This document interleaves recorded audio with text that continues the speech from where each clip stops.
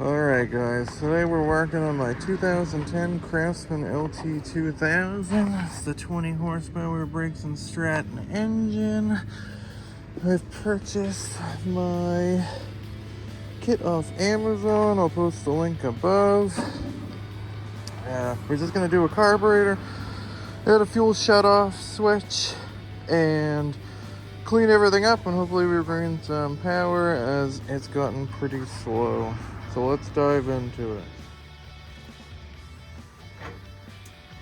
The tools we'll be using today are 2 Craftsman hose clamps to stop the gas from leaking. We can hang it up on the top of the gas tank. A pair of needle nose pliers, 2 3/8" ratchets.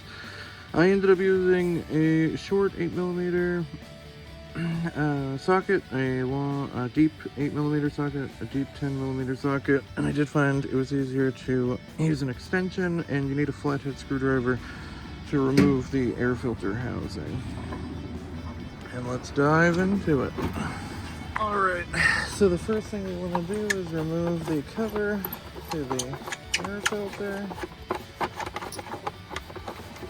And take that and set that aside. All you gotta do is lift from the front and slide it forward out of the way. And as you can see, that's been removed. Right here, you'll see that there's a flathead that needs to be removed to take the air filter housing out. I'm just gonna be using an 11-in-1 cobalt screwdriver.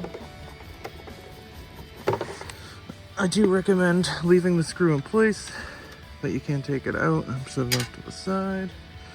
Then for right here, we're going to be using an 11mm socket on an extension. You're just going to snake that right here. And you're going to take the 2 nuts off and set them aside.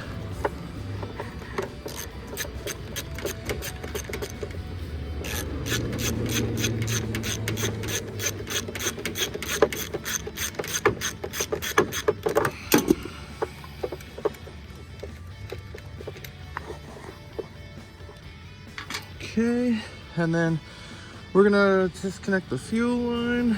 I'm just gonna use the pliers, pinch the line. Now this isn't gonna stop all the gas flow, so you're gonna wanna keep the hose above the fuel line in your tank.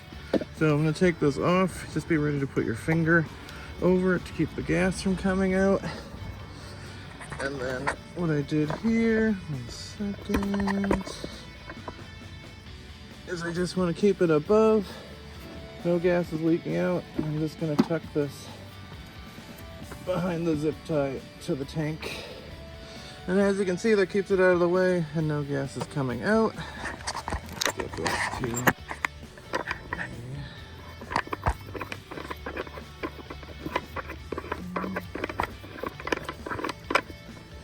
and then we just have a one wire connection here. You don't have to press anything. You can just gently pull it down and move it off to the side. And then we already have this taken apart. We're just gonna take off these 2 10mm. For this one, I did use a 10mm deep socket. To make this job easier, you can simply remove your hood by just leaning it forward and lifting it straight up. And you can set it off to the side. That gives you a lot more access to the engine and a better view of what I'm working on. I'm just going to take my 10mm ratchet here, make sure that off, get back these screws out.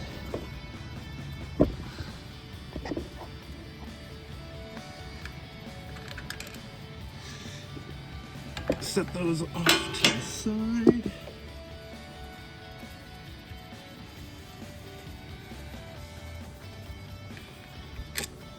Okay. Now, just move this over so you get a better angle. Now what you want to do is there's a slot right here You just want to gently separate the air filter housing from the carburetor. You can just simply slide that down. There is a tube back here. You just want to gently pull that off. Don't worry about that. That's just a linkage that can be put back on. We'll just set that aside for now. Now right here, it's going to be two 8mm bolts. Just want to swap socket. And then you just want to back those off. These can just be removed by hand.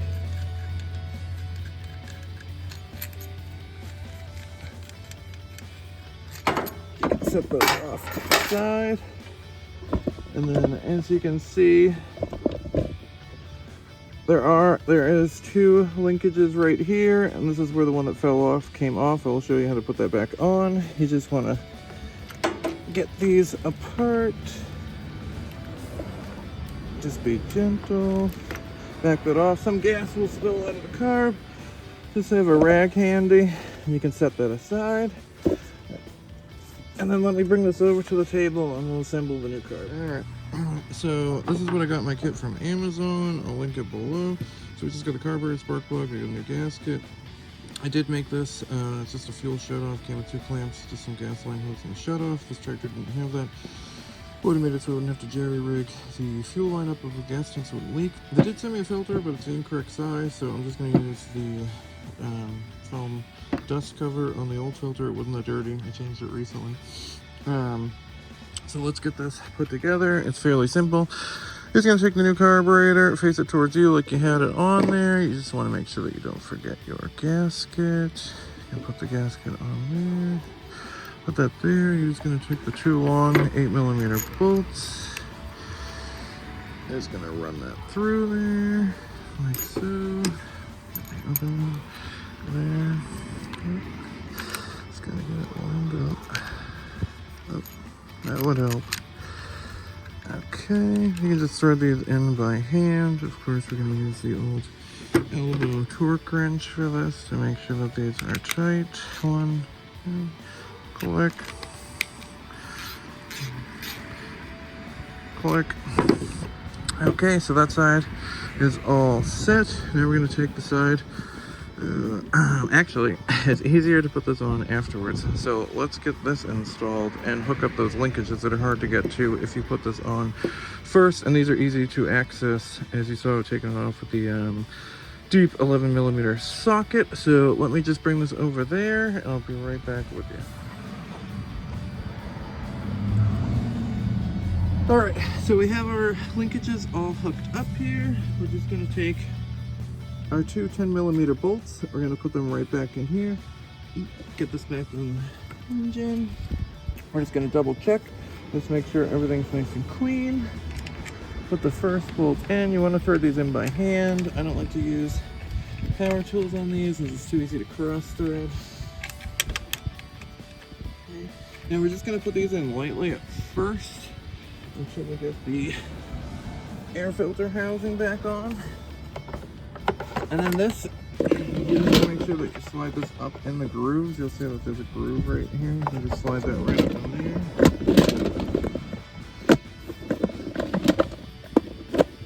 Sorry about the camera work. It's the first time. Alright, and then we're just gonna finagle this back on. Might have to take these screws out. I got a little ahead of myself here. Just need to get that better angle. There you go. So if you just take that bottom screw out, it made it easier to get the housing back on.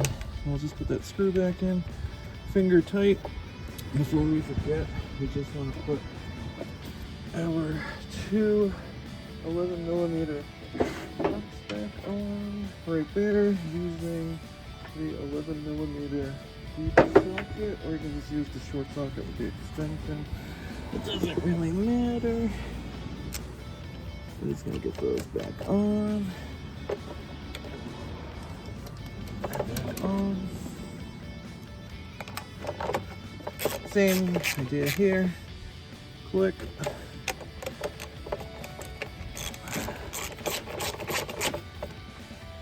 Click. All right. And then just to make sure that this is in place, you just want to sneak that flatbed screw right back down in that hole.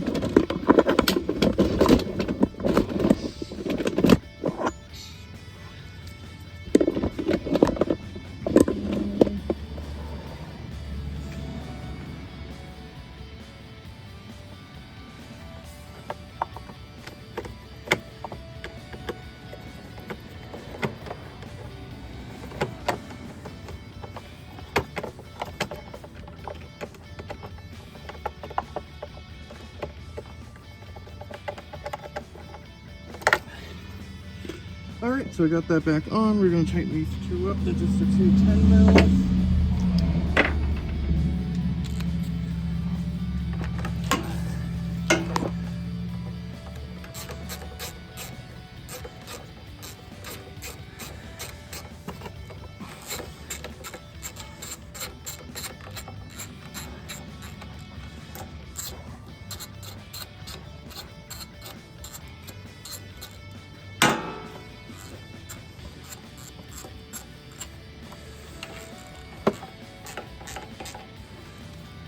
Click.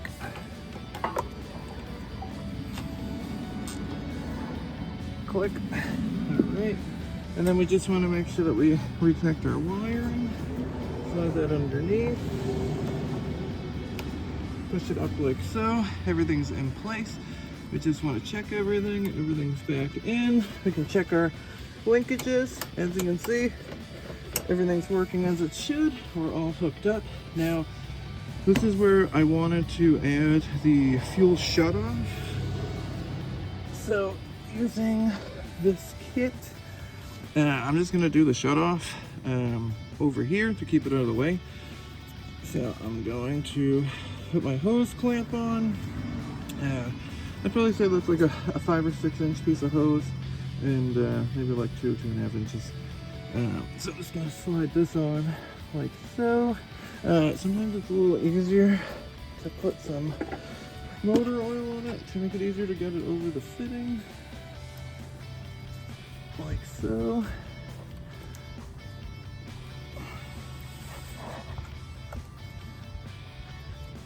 Okay, double check. Okay, and we'll just take a needle nose pliers, take our clamp, slide it over like so, lock it in place.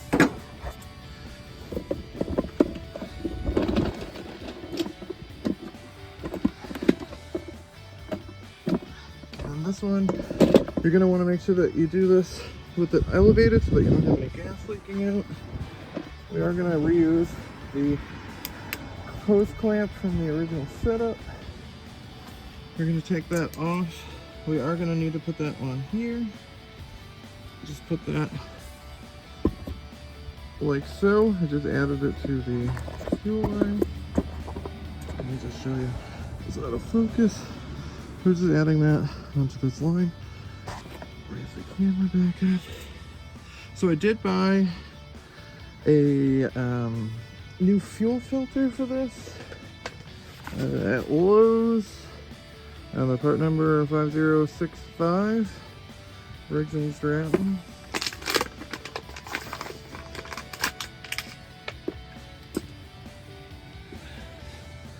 Same idea with this one. Just add a little bit of oil to it, make it easier to slide in.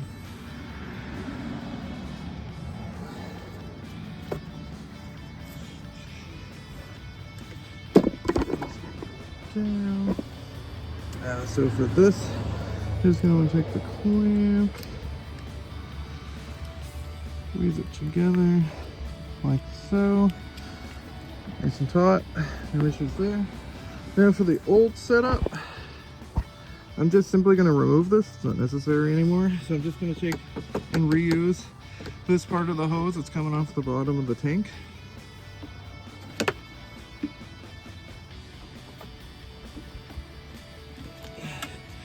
This is another situation where you're probably going to want a rag to get any fuel that might leak out from the filter.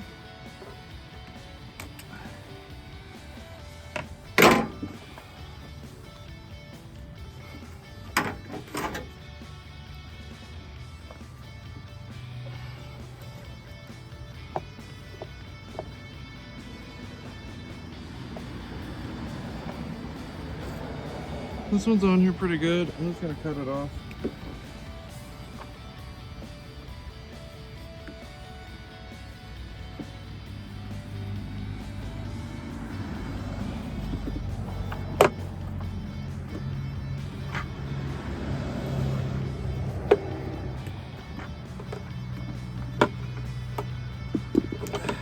Like so. I got that cut off. I got my new line right here. I'm gonna bring, sorry, get this out of the way. So I got the line I just cut. I got my clamp on right there. I have my new assembly right here. I'm just simply going to bring them together. I'm gonna put a little oil on this to make it a little bit easier. Just slide it on.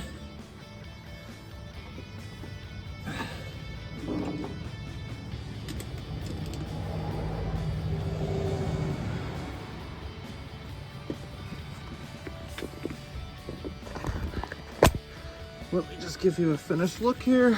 So we have the original hose coming out the tank. It's not leaking, I just got some oil on my hands. We got the hose clamp right here, the filter. We got another clamp going to here. We got our shut off, and the fuel's flowing right now. And we're just gonna look everything over. Like I said, everything's all set there. Just back in here for a second. We'll put our air filter back on.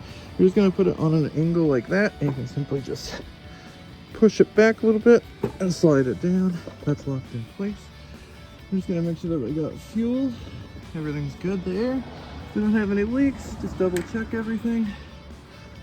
And let's zoom out and give her a start.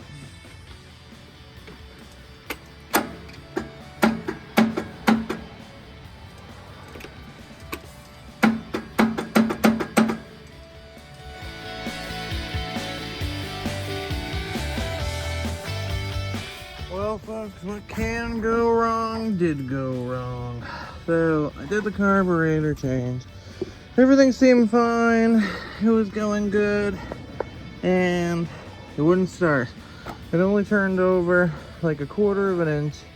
So, you know, I did some diagnostic work. So I took out the spark plug, and it turned over fine by hand. It turns out I cross-threaded the spark plug. And I don't know, through AI and whatnot, it turns out, I guess, like the lashing or something is out of whack or whatever. But this motor was on its way out. It's been burning oil like crazy. You can just see this oil everywhere. That's why I did buy a new tractor on Marketplace. Scored a deal on one of those new LT2000s or whatever they're called. So this tractor, unfortunately, will spin without the spark plug in it. But the second I put the spark plug back in, which you can see, it might have been cross-threaded from the get-go, and it was just barely working because it was going there. And you can see I'm just turning it by hand. It's not too tight, but when I did pull the plug out, there was some metal. See, it's tight. I'm just nothing there. So put the plug back in.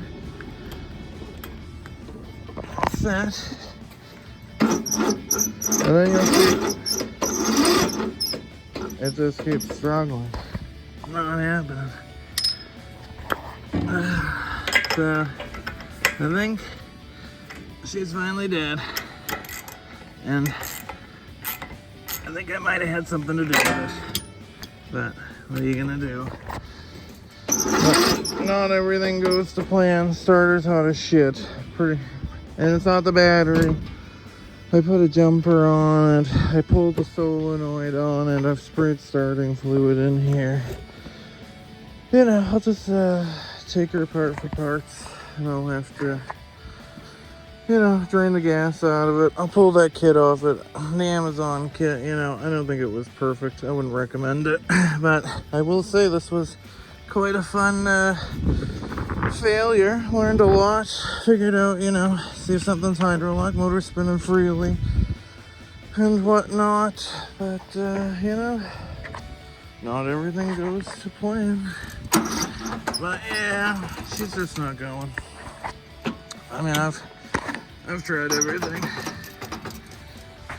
So yeah, this one's gonna get scrapped, and we'll move on to the next one. I'll bring you guys over and go check out the new one. So this is what I bought, figuring that that tractor was dead. It was burning through a ridiculous amount of oil. So I scored this one. It's a little bit less horsepower. 17.5 versus the 20, but let me tell you, this thing is like a hot rod. It moves. It's pretty damn good. It took a little bit to get adjusted. I think the other one was hydrostatic, and this one's, I believe, gear driven. So you gotta kind of play with the brakes a little bit to get it jumping. That's actually what a woman that I bought it off sold it to me. She said it was just too much for her to use, so she got a different model. But I think these are going for like 2,800 bucks right now with the bagging kit and the piping and everything. And I got this for 800 bucks. And I will tell you, it looks brand new. So those marketplace deals are out there. And I'm gonna do a full review on this tractor. The other tractor was fantastic. So if you can pick up one of those MTD LT2000s. I mean, I had that thing for like 8 years and it was bulletproof, but I finally saw its last day. So I'll give you guys a review on this one, and I'll see you guys next time. Hey guys, day 2 here. I decided to give it another go, so I just came out just to start it. Let's see what happens after the aftermath. The only thing I did was I put some of the plastics back on. I put the air filter back on, and just threw the hood back on, but let's just see what happens. I'm not optimistic, but I did put all the old hardware back on. I got the old carb back on. I made sure everything was nice and clean. I turned the engine over by hand. I checked the spark plug, make sure it was properly seated. So let's see what happens. As you can see here, everything's all back to the way that it should be. The motor is still turning freely by hand. Got the choke on.